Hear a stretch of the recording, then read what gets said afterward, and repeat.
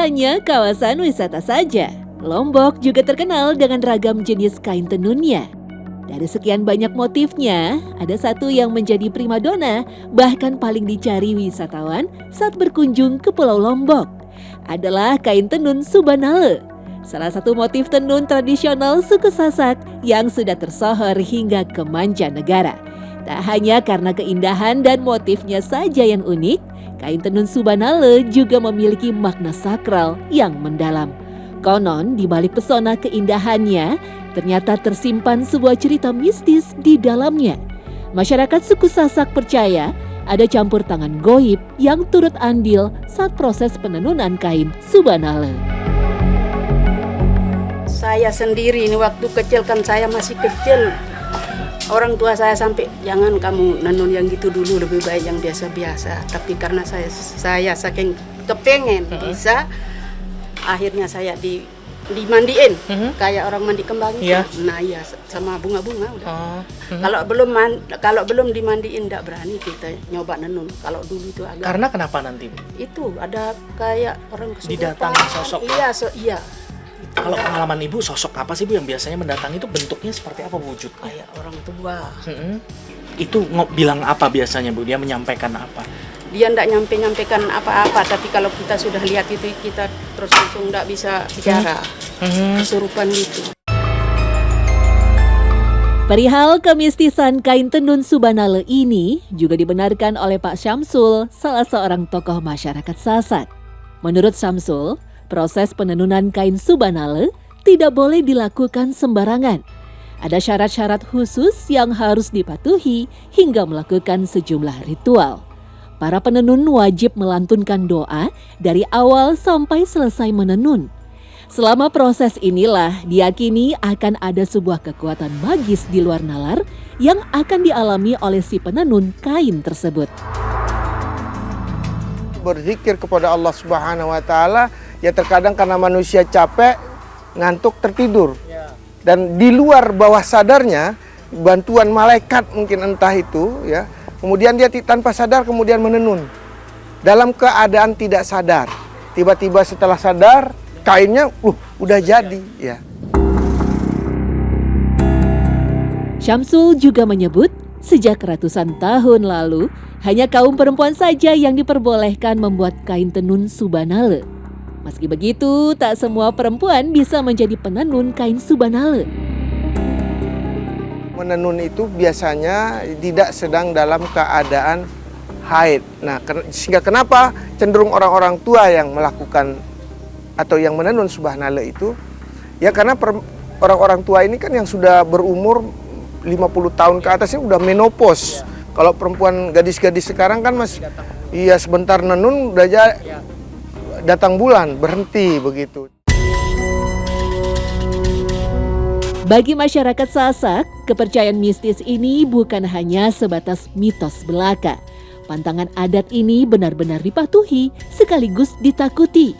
Siapapun yang berani melanggar kesakralan adat ini, maka dipastikan akan mengalami sebuah musibah besar. Ini turun-temurun ya Bu? Turun-temurun dari kakek nenek. Memang yang harus mengerjakan perempuan Bu? Perempuan, kalau laki enggak bisa. Katanya kalau orang laki itu nono enggak bisa punya anak. Oh, kawin, pantangan. Itu, iya. Oh, jadi harus perempuan ya? Harus perempuan. Menurut pengalaman dia yang sudah kami tahu dan sudah kita lihat dengan mata kepala sendiri, bahwa siapapun yang ingin coba-coba untuk menenun tanpa restu dari sang pencipta pertama, maka satu, dia akan kesurupan, kedua, dia akan menjadi gila.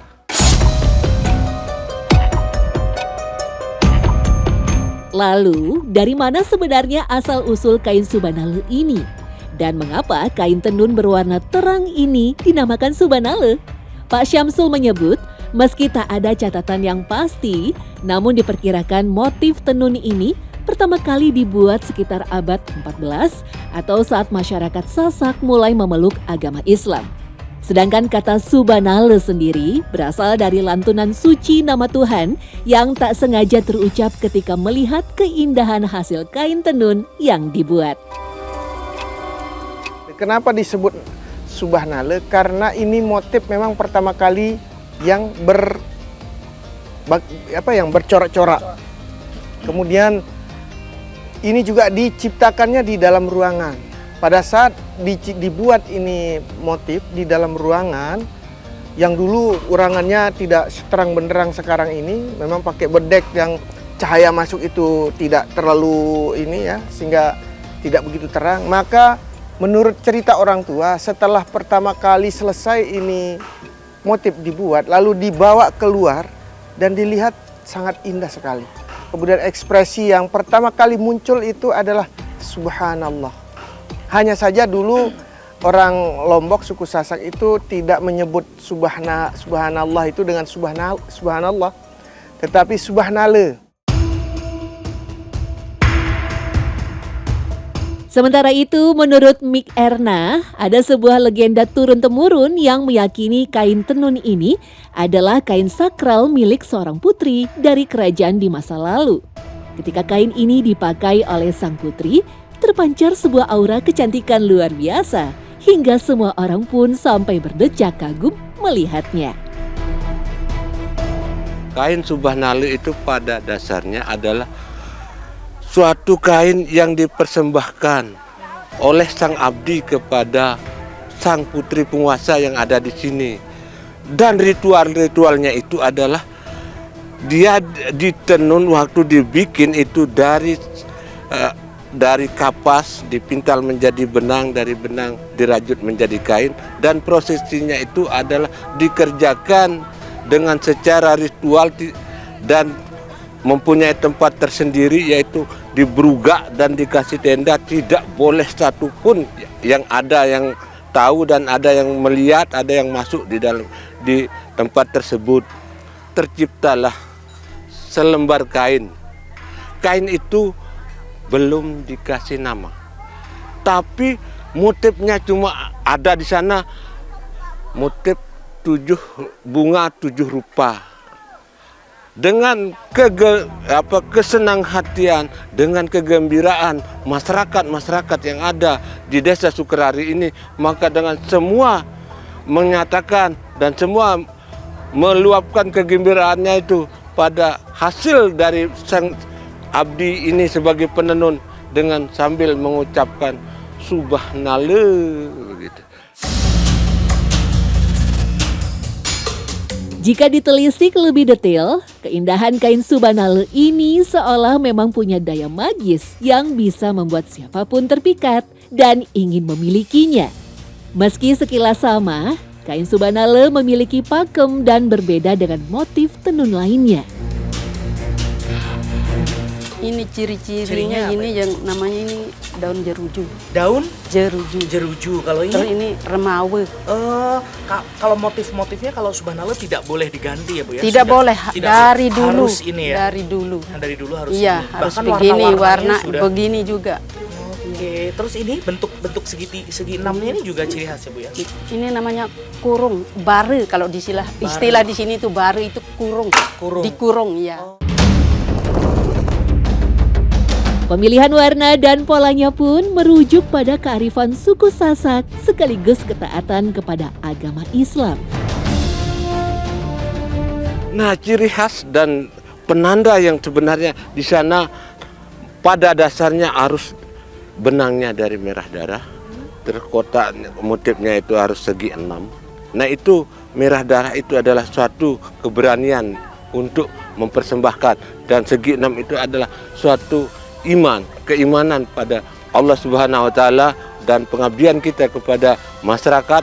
Dan yang selanjutnya di dalam bunga 7 rupa itu motif-motifnya itu. Kami di sini juga sekalipun suku Sasak juga masih beragam-ragam etnis, beragam-ragam cara dan tradisi.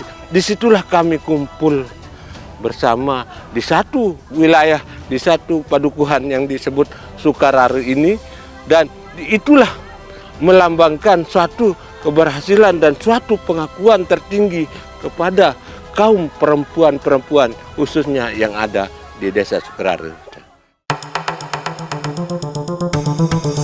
Kain tenun Subhanallah juga dianggap sebagai jenis tenun dengan tingkat kesulitan pembuatan yang paling tinggi. Bentuk polanya yang rumit membuat si penenun harus teliti dan berhati-hati saat membuatnya. Untuk menenun kain Subanale sepanjang 2 meter, diperlukan waktu 1 sampai 2 bulan. Itu pun dikerjakan oleh orang yang sudah ahli. Tak heran jika kain tenun kuno ini bisa dihargai sangat mahal. Namun begitu, tak semua orang bisa membelinya dengan mudah. Jadi semacam ini kayak orang jual batu ya. Jadi ada yang beruntung dan ada yang tidak beruntung. Ya, kalau motif-motif atau tenun-tenun yang lain nggak masalah. Tapi kalau khusus Subanale itu memang orang-orang yang memang tertentu, yang dia ini si penjualnya ketika dia ketemu sama orang yang ingin membeli harus ada semacam ikatan batin ya. Ada chemistry batin ya di situ. Jadi tidak sembarangan orang membeli, diberikan, mohon maaf. Kadang-kadang mereka butuh uang, tapi takutnya apa? Nanti nggak cocok begitu. Ya, nggak cocok dengan si pemiliknya, kemudian akan membawa kemudaratan semacam itulah kurang lebih ya. Namun di balik segala kisah misteriusnya, masyarakat suku Sasak juga percaya ada sebuah pesan kehidupan dalam selembar kain tenun Subanale. Kesabaran dan keimanan terhadap Sang Pencipta. Secret Story mengungkap rahasia di balik cerita.